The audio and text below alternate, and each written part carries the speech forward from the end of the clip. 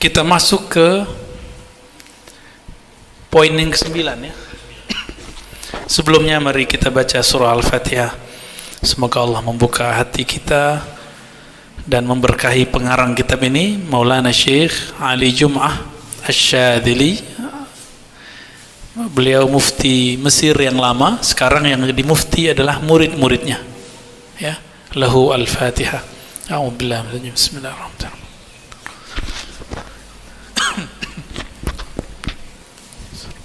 Siratal ladzina an'amta 'alaihim ghairil maghdubi 'alaihim waladdallin. Tahrimul ihtifal bi maulidin nabi sallallahu alaihi wasallam wa 'udduhu bid'atan dhalalah. Jadi salah satu doktrin dari kelompok yang mengatakan akidah Ahlus Sunnah Asy'ariyah itu sesat dan mazhab Syafi'i sekarang berbeda dengan Imam Syafi'i. Kan mereka sekarang lagi begitu. Emang umat bisa ditipu ya? Amalan Imam Syafi'i yang ditinggalkan Syafi'iyah, begitu kan sekarang? Ya. Imam Syafi'i nggak maulidan, Syafi'iyah maulidan. Nah, ini logika ini masuk ke orang awam. Masuk ke orang awam. Nabi, sahabat tidak maulidan. Terus aswaja maulidan. Wah, berarti nggak bener nih gitu. Ini logika-logika untuk menjebak orang awam. Wah, nanti kita fokus di sini. Kita coba lihat apa kata Syekh Ali Jum'ah.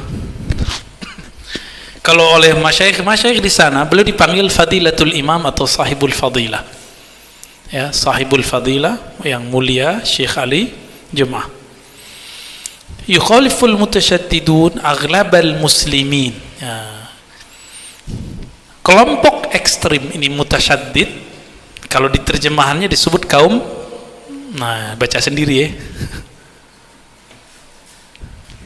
Aghlabal muslimin, mayoritas umat Islam. Nah, ini kalimatnya penting. Mayoritas umat Islam diselisihi oleh siapa? Kelompok mutasyaddidun, kelompok yang ekstrim ini. Fi farhihim bi dzikra miladin Nabi sallallahu alaihi wasallam. Khususnya mengenai kebahagiaan kebanyakan umat Islam saat memperingati miladnya Nabi. Apa arti miladnya Nabi? Kelahirannya Nabi sallallahu alaihi wasallam. Saya mau tanya, lebih mulia Nabi Muhammad atau Nabi Musa? Nggak perlu mikir kan? Sepakat. Dulu 10 Muharram Nabi Muhammad masuk ke Madinah. Sahabat-sahabat masuk di Madinah. Orang-orang Yahudi berpuasa 10 Muharram. Apa kata Nabi? Nahnu ahaqqu bi Musa minhum. Kami lebih berhak memperingati 10 Muharram ketika Nabi Musa dibebaskan dari kejaran Firaun, membelah Laut Merah, daripada orang Yahudi. Berarti Nabi menghidupkan nggak, memperingati Nabi Musa nggak? Nabi Musa berhasil menghindari Fir'aun. Ini disebut hari Asyura, hari ke-10 yang mana Nabi Musa selamat. Kalau bahasa Melayu berjaya, ya, berjaya menghindari Fir'aun. Kira-kira lebih mulia terbelahnya Laut Merah atau lahirnya Nabi Muhammad sallallahu alaihi wasallam? Ayo, yang mana Pak? Oke, berarti udah beres ya. Sekarang kita tinggal formalitas baca. Wa yattahimunahum annahum ala bid'ati dhalalatin. Afwan nih, saya kalau masuk angin begini nih. Jadi batuk-batuk. Mereka menuduh bahwa kebanyakan umat Islam yang ahlu sunnah ini pelaku bid'ah dhalalah. Maka jangan heran setiap Asyura, setiap Muharram, setiap Isra Mi'raj, setiap Maulid Nabi itu mereka membid'ahkan itu semua peringatannya. Benar nggak? Terus antum diam-diam aja gitu. Udah yang sabar Ustaz. Ya, emang begitu? Enggak, wajadilhum billati hiya ahsan, jidal mereka dengan cara yang terbaik. Yang parahnya mereka mengatakan bid'ah dhalalah, ini loh yang enggak tahan. Bid'ah yang sesat. Bid'ah yang sesat ini gawat ini. Kalau sesat mesti masuk neraka kan? Kullu bid'atin dhalalah wa kullu dhalalatin finnar. Antum enggak marah ya? Enggak marah ya? Penyabar sekali Aswaja ini ya. Akhirnya saya yang jadi tumbalnya ya. Kemana-mana Ustaz tolong dong beresin di sini. Dari umur saya masih 18 tahun itu ngurusin begini Pak. Pertama ngaji hadis, pulang-pulang beresin yang begini-ginian sampai hatta yaum ya, hatta zaman saiki kata orang Jawa. Al-raghmi min atilafi ihtifali haula nusyad bi dzikra ba'di ulama'i wa amatihim ya. Padahal mereka enggak mempermasalahkan memperingati hari-hari spesial dari ulama mereka. Ya. Saya enggak tahu maksudnya. Ini tinggal cross check ke Sya'ali Jum'ah ya. Wa hadhihi musibatun ukhra min masaibihim. Ini adalah musibah besar yang dibawa oleh kelompok ekstrem itu. Jadi musibah itu enggak hanya bencana alam Pak, bencana pemahaman dan ajaran ini lebih bahaya. Kalau begini bisa tengkar nggak masjid? Dan kita sudah banyak ketemu masjid tengkar cuma karena masalah maulid. Saya kasih jalan keluar Pak di masjid-masjid begitu. Ya udah, antum kalau nggak mau ikut maulid ganti Pak pengurus, bukan peringatan maulid Nabi, kajian sirah Nabi, spesial kisah kelahiran Nabi, sama nggak? Loh kok boleh? Ya, nggak boleh tasyabuh dengan Nasrani, kayak gitu. Jadi Syekh Saleh Fauzan, ghafarallahu lahu, semoga Allah mengampuninya karena kalamnya ini. Dalam kitab risalah tauhidnya, bukan nggak pakai risalah, kitab tauhid yang diajarkan di ma'had-ma'had tertentu sekarang, itu dia mengatakan apa? Ihtifal bi maulidin Nabi sallallahu alaihi wasallam, memperingati maulid kelahiran Nabi itu tasyabbuh bin Nasara. Memperingatinya itu sama dengan menyerupai kaum Nasrani. Kalau ngikutin hadis man tasyabbaha bi qaumin fahuwa minhum, siapa yang menyerupai suatu kaum maka bagian dari mereka. Bisa kufur nggak pelaku maulid kalau ngikutin model dia? Kita ingetin ini ke kiai-kiai di pesantren-pesantren modern, saya dimusuhi Pak. Ente siapa? Anak kemarin sore. Bukan itu masalahnya. Kitab ini bukan kitabullah.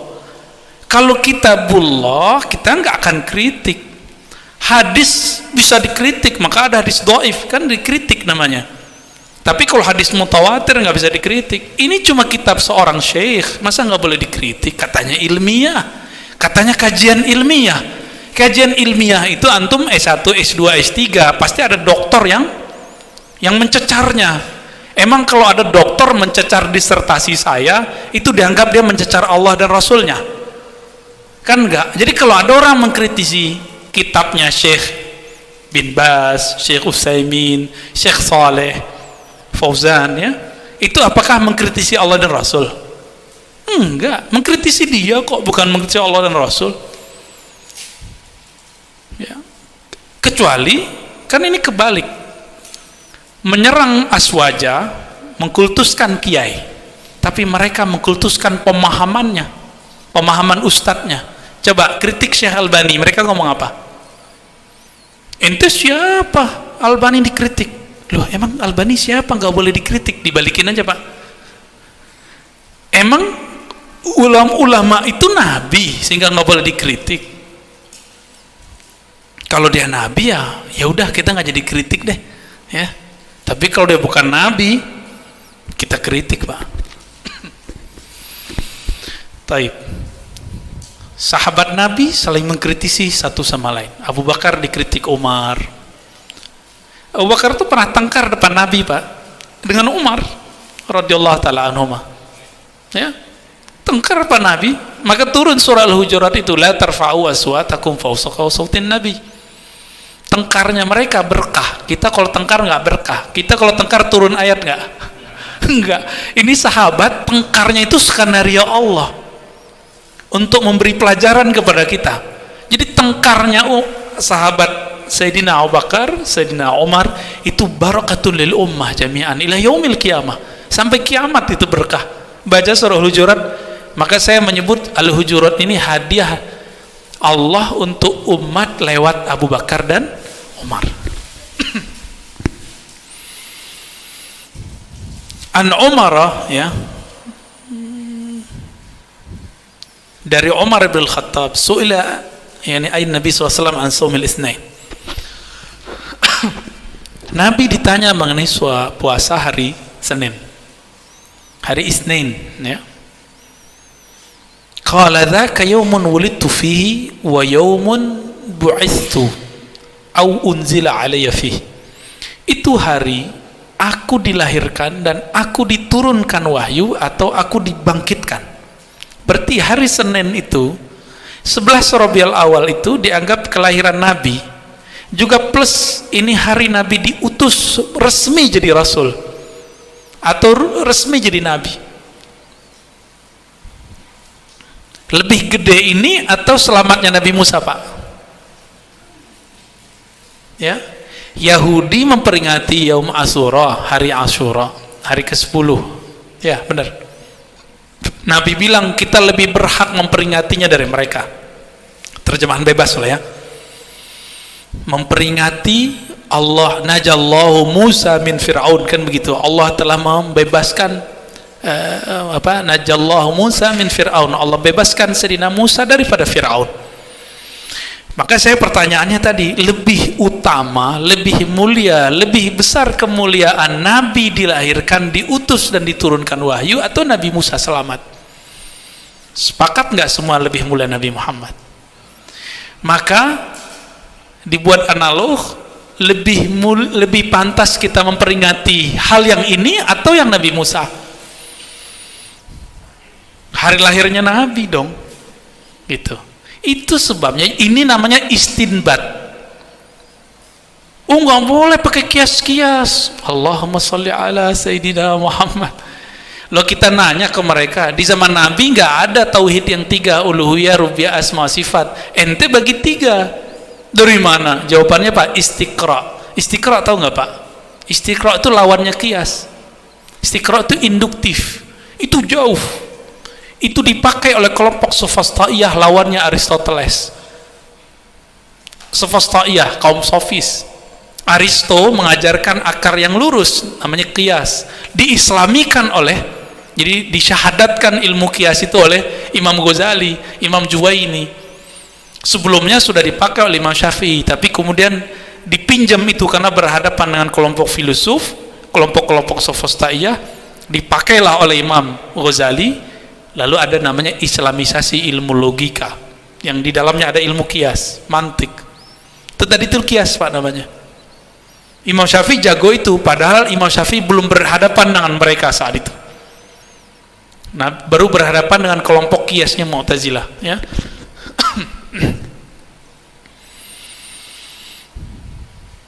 Jadi sebenarnya kalau faham ini masih perlu diperdebatkan nggak masalah Maulid Nabi? Nggak perlu, ya. Berarti nggak paham aja tuh, ya. Coba, wa fil hadis isyaratun. Hadis ini kata Syekh Al-Jum'ah, isyarat annahu sallallahu alaihi wasallam kana yashkur rabbahu ala ni'mati maulidih. Hadis ini adalah isyarat. Karena ini isyarat, tidak semua ditangkap oleh orang, hanya orang-orang cerdas yang nangkapnya. Syekh Al-Jum'ah ini orang cerdas, ulama-ulama yang dia ikuti orang-orang cerdas. Isyarat apa? Nabi Yuna Muhammad SAW yashkur rabbah, yashkur bihi, yashkur ala ni'mati rabbi, yashkur ala ni'mati maulidi, bersyukur terhadap nikmat kelahirannya. Dengan cara apa? Nabi memberikan contoh kecil yang ringan tanpa modal, yaitu puasa hari Senin. Jadi puasa hari Senin itu maulid Nabi, hari Nabi dibangkitkan, hari Nabi diberi wahyu. 3 dapat langsung perayaannya, ya. Maka dikatakan waqad daraja salafuna salih mundzul qarnir rabi' 'ala al-ihtifal biwalidir rasul. Nah, mereka enggak puas, Pak. Bilangnya tadi apa kata Syekh Shalih Fauzan? Ini tasyabuh dengan Nasara, menyerupai Nasrani. Enggak puas, sekarang mereka buat tulisan Maulid Nabi itu menyerupai Syiah Qaramitah. Ya. Dulu ada Syiah Qaramitah atau Fatimiyah namanya di Mesir. Ya. Awalnya di daerah-daerah baratnya Mesir, terus pindah ke kota yang sekarang disebut Kairo. Di situ mereka buat Jami'atul Azhar. Maka sekarang salah satu kejahilan yang disebarkan apa? Nama Az-Zahra adalah tasyayyu'. Zahra itu nggak boleh dipakai gelarnya karena itu gelar dari Syiah. Ya salam, ya. Fatimah Al-Batul ini istilah Syiah. Al-Mahdi Al-Muntazar istilah Syiah. Ya salam, ya. Baca dong kita kitab ulama Ahlus Sunnah. Ketemu istilah itu semua. Itu bukan istilah Syiah kok. Ya. Jadi mereka menganggap ini dihidupkan oleh Qaramitah atau kelompok Fatimiyah. Syiah yang kelompok Syiah Isna Asyariyah, kelompok Imam 12 yang ada di Iran sekarang pun mengkafirkan mereka, Pak.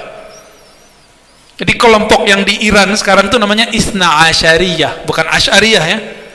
Isna Asyariyah, Isna Asyar artinya 12 imam. Kalau yang di Suriah itu namanya Alawiyah atau Alawiyah. Bashar Assad, ya, kakek moyangnya, dianya sebenarnya bukan. Kalau di Bahrain ada kelompok Ismailiyah. Jadi Syiah ini banyak juga. Di Yaman ada yang mirip dengan Ahlus Sunnah namanya Zaidiyah. Belakangan muncul di Iran, Irak ada syekh namanya Said Kamal Al-Haidari. Ya. Ini dia menolak kemaksuman imam, dia menolak mitos-mitos Imam Mahdi versi Syiah, mirip kayak Ahlus Sunnah pemahaman orang ini. Said Kamal Al-Haidari dimasukin penjara, Pak, sekarang dimasukin penjara karena dianggap liberal. Jadi orang Syiah ini juga macam-macam. Kita nggak bisa main babi bu hantam mereka semua. Ada yang kita kritisi, ada yang kita hantam juga, ada yang kita ngobrol cari titik temu kayak Zaidiyah, ya. Dan kitabnya dipakai loh, Pak, di pesantren Subulus Salam Syekh Sana'ani. Ada yang belajar nggak? Oh, itu Subulus Salam, syarah dari Bulughul Maram, ya, ada semua. Taib. Jadi benar nggak Maulid Nabi ini diambil dari Qaramitah atau Fatimiyah? Tidak benar. Ahlus Sunnah ngambilnya dari Sultan Al-Muzaffar. Jadi ketika semangat jihad umat Islam turun, maka beliau bernazar untuk menghidupkan, merayakan Maulid Nabi, lalu dibacakan khatam Quran, dibacakan sholawat, khatam hadis, lalu diberi makan orang-orang fuqara masakin, berkumpullah ulama, berkumpullah umara, berkumpullah orang-orang yang ingin berjihad. Setelah itu dibakar niat mereka, dibakar semangat mereka dengan cara menjelaskan sirah-sirah Nabi. Makanya orang kalau Maulid Nabi bahasnya tentang sirah Nabi, bukan? Sama. Kenapa kajian sirah Nabi boleh tapi kajian Maulid Nabi nggak boleh? Nah, ini kurang cerdasnya di situ, ya. Apa kata beliau? Dari abad keempat itu Maulid Nabi itu dihidupkan dengan cara apa? Anwa'il kurubat, dengan macam-macam cara mendekatkan diri kepada Allah. Pertama, it'amit ta'am, ngasih makan, berbagi makanan. Makanya ini mereka iri, Pak, karena kita bagi kebuli mulu, pengajiannya kering, Pak. Pengajian kita alhamdulillah nggak kering, ya. Maka tadi yang bagi-bagi roti saya biarin dulu, biar nggak ganggu fokus, ya, biar terbagi. Itu bagus. Jadi kalau mau bagi makanan sebelum pengajian dan setelah pengajian, itu yang benar. Wa tilawatil Quran. Orang kalau maulidan baca Quran kan minimal laqad ja'akum, ya. Ya, benar. Itu indah-indah suaranya, Pak. Laqad ja'akum, itu ajib tuh ayat. Di situ Allah menyebut Nabi Muhammad dengan sifat dan namanya. Allah itu bernama Rahim, Allah bernama Rauf. Wa bil mu'minina raufur rahim. Muhammad itu, kata Allah, terhadap orang beriman Rauf, sangat penyayang. Rahim, spesial rahmatnya. Rauf itu nama Allah bukan? Rahim nama Allah bukan? Allah hadiahkan nama itu untuk Nabi Muhammad sallallahu alaihi wasallam. Makanya Nabi Muhammad itu adalah, ya boleh disebut bayang-bayang sifatnya Allah itu di bumi. Kana khuluqul Quran. Makanya disebut oleh Sayyidatuna Aisyah akhlaknya Al-Quran. Orang kalau pandang Nabi langsung ketemu kalam Allah, karena perbuatan Nabi itu kalamnya Allah tabaraka wa taala. Wa insyadul asy'ar wal madaih fi Rasulillah, menasyidkan. Nah, ini nasyid itu bahasa Arab, bukan bahasa Melayu ya, bukan bahasa Raihan. Dulu ingat gak antum Raihan? Ya, Raihan dia sudah pecah kongsi ya, dia buat sendiri, si siapa namanya, Nazri ya, Nazri Johani. Dulu waktu kecil saya nggak mengenal Pak tradisi dibaan itu, saya nggak ngerti. Barzanji aja udah krisis di kampung saya. Lu krisis, maka kami itu terhiburnya oleh nasyid-nasyid dari Malaysia. Sampai sekarang saya senang dengerin nasyid-nasyid dari Malaysia itu, Raihan, Robani, Hijaz ya. Ini bisa mewakili. Di situ kita tahu ada lafaz-lafaz di Barzanji, Syaraful Anam, Diba, ya Nabi salam alaika. Itu kan ada kan? Kalau nggak di situ saya nggak ngerti Pak. Kalau ada namanya Barzanji, nggak ngerti kita dulu ya. Bagi orang-orang ekstrim ini, mutasyaddidun, ini istilah beliau ya, bukan istilah saya. Pujian terhadap Nabi Muhammad SAW yang kita dendangkan dalam dibaan ya, apalagi Barzanjian, Simtid Durar, ini dianggap mengkultuskan Nabi, dan itu syirik gitu. Itu sebabnya mereka ini menganggap Sayyid Muhammad Alawi Al-Maliki sebagai orang yang musyrik, orang paling bertauhid di Mekah. Itu disebut musyrik oleh mereka. Ada namanya Ibnu Mani'. Ibnu Mani' apa Ibnu Mani' ya? Ya dulu kita baca waktu masih 2005 lah kitabnya. Dia hantam itu, dan dia mensyirikkan siapa? Sayyid Muhammad Alawi Al-Maliki. Makanya jangan heran anak turunannya di sini begitu ya. Muncullah beberapa waktu yang lalu ya, ustadz yang inisial AT ya, itu kemudian mengatakan Ustadz Adi Hidayat, karena beliau suka menukil Sayyid Muhammad Alawi Al-Maliki, itu disebut ente nukil tauhidnya Makkah. Tuh Ustadz Adi disebut nukil musyrik sama mereka. Gimana Pak kira-kira? Masih ingat kasus itu? Ustadz Adi ya, itu penzoliman terhadap beliau juga tuh ya.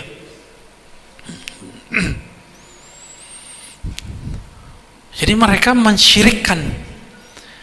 Saya bawa kitab waktu itu, Dalailul Khairat.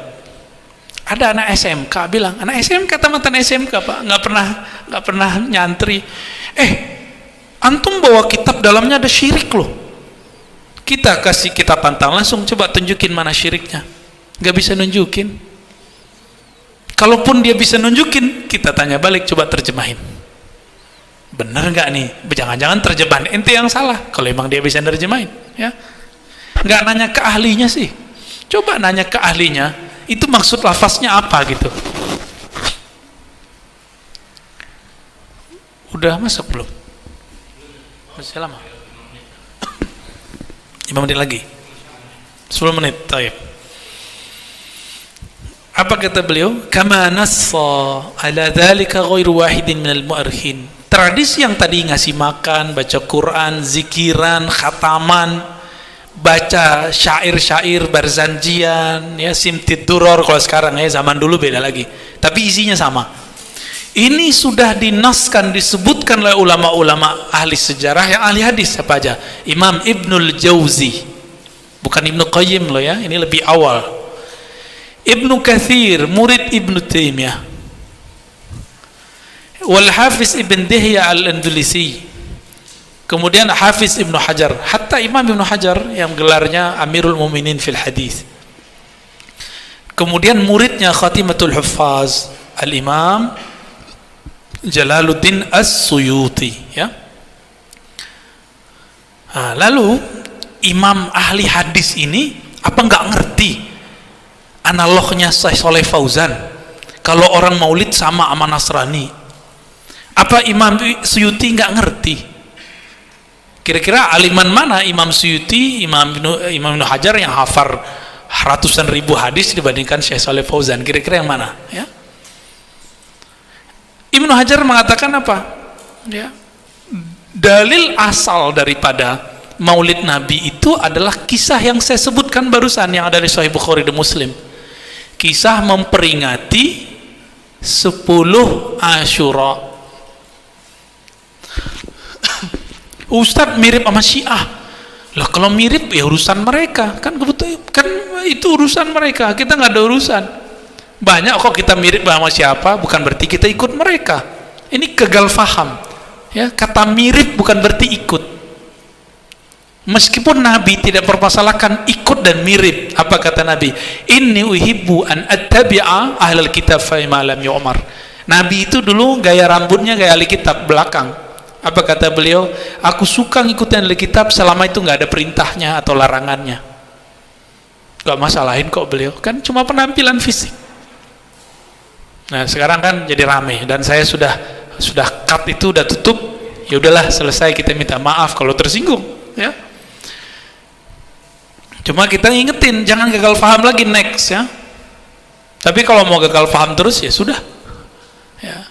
Kita nggak ada kok mau musuhan, kita dimusuhin dari dulu, bener nggak? Antum dari dulu nggak pernah mempermasalahkan kunut ya kan, sekarang mereka bidahin. Pernah nggak masalahin tasbih? Ini kan tasbih kita gede-gede ini.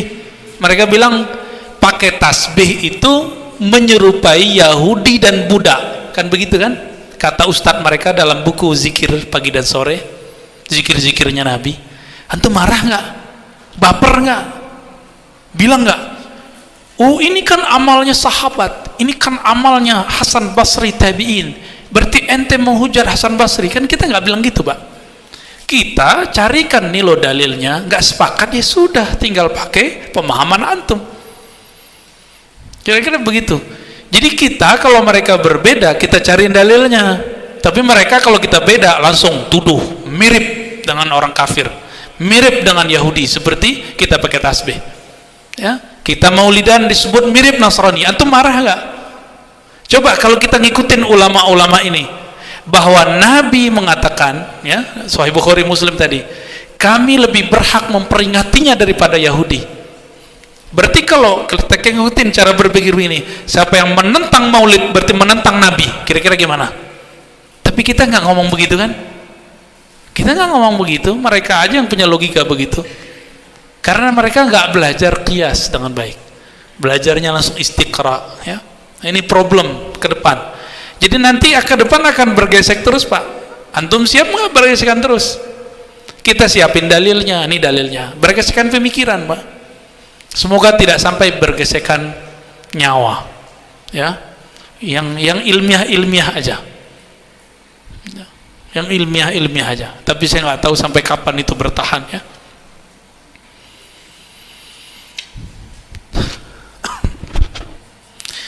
Apa kata beliau? Jadi kalau ada logika begini, kata Imam Ibnu Hajar ya, jika sahabat Nabi, sahabat tabi'in tidak memperingati maulid, bukan berarti maulidan itu dilarang. Nah ini lafaznya. Wa in kana an-nabiy sallallahu alaihi wasallam wa ashabuhu radhiyallahu ta'ala anhum lam yahtafilu bihi fi dhikra sanawiyya yawm ats-tsani 'ashar min Rabiul Awwal min kulli 'am fa in hadha la yaj'alu al-ihtifal bihi bid'atan mazmumah. Meskipun Nabi, sahabat tabi'in enggak buat, bukan berarti itu bid'ah tercela. Kenapa? Bid'ah juga ada macam-macamnya. Ada bid'ah lughawiyah kata Ibnu Taimiyah. Bid'ah secara bahasa itu nggak masalah kata Ibnu Taimiyah. Dalam istilah kita disebut bid'ah hasanah. Jadi Ibnu Taimiyah juga bagi bid'ah, Pak, ya. Taib. Maka dari dalil ini kata Imam Hajar, yustafadu minhu fi'lu syukrillahi ta'ala ala ma manna bihi fi yaumin muayyan. Dari dalil Nabi Musa tadi diambillah sebuah pemahaman, jika Yahudi saja itu Nabi ambil alih dengan cara memperingati dengan puasa Asyura, maka kita lebih berhak memperingati maulidnya Nabi Muhammad sallallahu alaihi wasallam. Ada nggak antum yang maulidan Nabi itu menyembah Nabi? Aneh mau tanya. Kita muji Nabi, nyembah Nabi nggak? Kalau ada, berarti maulidnya nggak sesuai dengan maulid yang diajarkan ulama terdahulu. Memuji itu mesti menyembah nggak? Enggak. Giliran imam-imamnya dipuji itu nggak apa-apa. Tapi kalau imam kita dipuji, dianggap mengkultuskan, nggak adil mulu. Ya, ntar kita dituduh play victim. Ya, yang play victim siapa?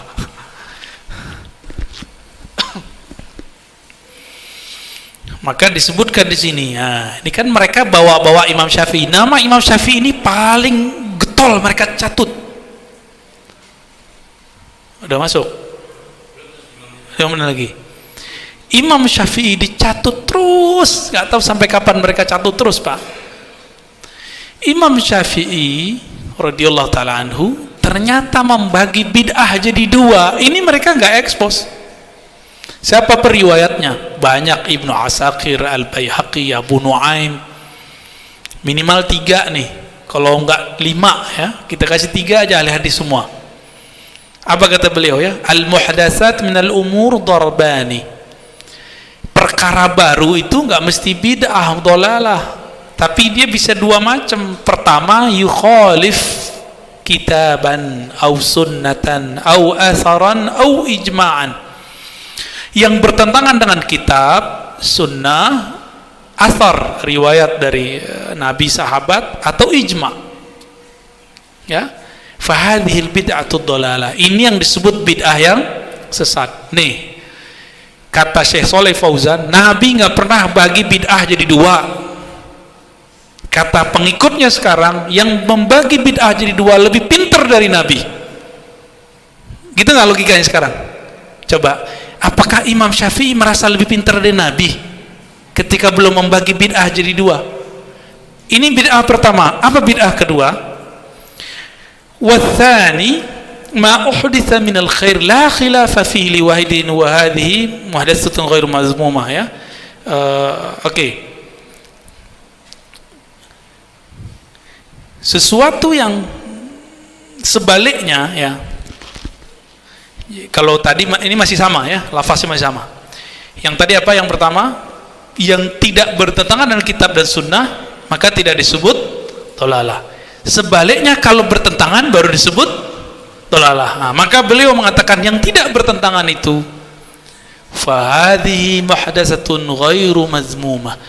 Jadi kalau ada bid'ah perkara baru tidak bertentangan dengan kitab, sunnah, athar, ijma'. Coba ada 4. Kitabullah, sunnah, athar. Athar ini riwayat dari para sahabat, tabi'in. Dan yang keempat, ijma', kesepakatan ulama. Kalau nggak bertentangan nggak ada masalah. Begitu beliau mengatakan. Maka bukanlah wahadhihi muhdatsah, ini perkara baru, ghair mazmumah, bukan mazmum. Nah, ini kata kunci. Imam Syafi'i itu menghindari istilah bid'ah hasanah, ya, tapi yang beliau gunakan apa? Muhdatsah, karena hadis mengatakan kullu muhdatsatin bid'ah. Kata muhdatsahnya diambil.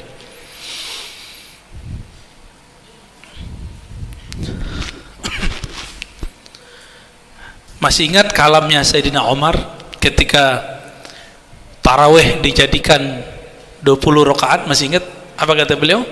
Ni'matil bid'atu hadhihi, sebagus-bagus bid'ah ini. Lalu diambil oleh Ibnu Taimiyah, oh ini namanya bid'ah lughawiyah. Kata siapa? Ibnu. Oke. diambil oleh Imam Nawawi sebelum Ibnu Taimiyah, ini namanya bid'ah hasanah. Berarti lughawiyah versi Ibnu Taimiyah, hasanah versi Syafi'iyah. Gitu ya. Gimana? Apakah jadi kita Syafi'iyah ini bertentangan enggak dengan Imam Syafi'i radhiyallahu taala anhu? Enggak ya. Mereka aja yang mentuduh-tuduh, giliran kita bermazhab aja katanya nggak boleh. Sekarang mereka ingin lebih berhak berasa ngambil Imam Syafi'i daripada kita yang dari kecil sudah ngaji Imam Syafi'i. Ya, kita mulai dari yang kecil-kecil ya, Matan Takrib, Abi Syuja, naik ke Ibn Qasim, ya naik terus Fathul Mu'in, naik kitab Al-Muhazzab atau kitabnya Taqiyuddin Al-Husni, Kifayatul Akhyar, naik ya apa Minhaj Talibin, syarah-syarahnya, hasyiahnya, bertahap kita ngaji sehingga kita kenal betul, baru masuk ke kitab Al-Um. Berat Pak baca kitab Al-Um ini. Antum kalau baca kitab Al-Um, namanya Al-Um, kitab induk, ya harus ngerti ilmu hadis, ngerti usul fikih, ngerti tafsir, asbun nuzul, asbul wurud, ya, ngerti ilmu bahasa, banyak yang harus dibaca. Backup kita, baru ngerti kitab Al-Um, baru enak renyah bacanya. Suatu saat saya akan buka kajian kitab Al-Um insyaallah ya.